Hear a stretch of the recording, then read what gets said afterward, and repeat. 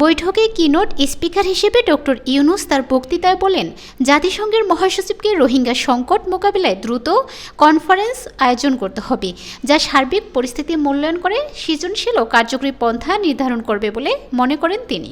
এই সময় ডক্টর ইউনূস রোহিঙ্গা শরণার্থীদের অধিকার, মর্যাদা ও নিরাপত্তা রক্ষায় অংশীজনদের সঙ্গে কাজ করার বাংলাদেশের প্রতিশ্রুতি পুনর্ব্যক্ত করেন এবং রাজনৈতিক সমাধানের মাধ্যমে সংকটের উত্তরণের আভাস দেন।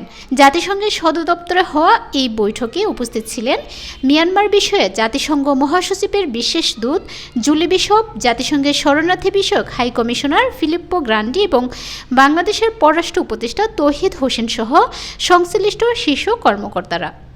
বৈঠকের শুরুতে ডক্টর ইউনূস বলেন, জাতিসংঘ ও বাংলাদেশের জয়েন্ট রেসপন্স প্ল্যানকে আরও বেগবান করতে এবং রোহিঙ্গা সম্প্রদায়ের বিরুদ্ধে গণহত্যার মতো অপরাধের বিচার ও জবাবদিহিতায় আন্তর্জাতিক সম্প্রদায়ের সমর্থন চাইতে হবে। বিশ্ব নেতাদের স্মরণ করিয়ে দিয়ে প্রধান উপদেষ্টা বলেন, বাংলাদেশে প্রায় 12 লাখ রোহিঙ্গা শরণার্থীকে আশ্রয় দিয়েছে এবং প্রতি বছর 32,000 নতুন শিশু জন্ম নিচ্ছে।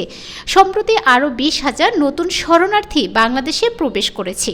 রোহিঙ্গা সংকট বাংলাদেশে সামাজিক, অর্থনৈতিক ও পরিবেশগত চাপ তৈরি করছে, যা নিরাপত্তা ঝুঁকিরও জন্ম দিচ্ছে দাবি করে তিনি আরও বলেন, জাতিসংঘের বিভিন্ন মহল মিয়ানমারের রোহিঙ্গাদের নিরাপদ ও সম্মানজনক প্রত্যাবর্তনের উদ্যোগ নিয়েছে, কিন্তু সংকটের মূল সমস্যার সমাধান না হয় তা কার্যকর হয়নি বলে অভিযোগ করেন।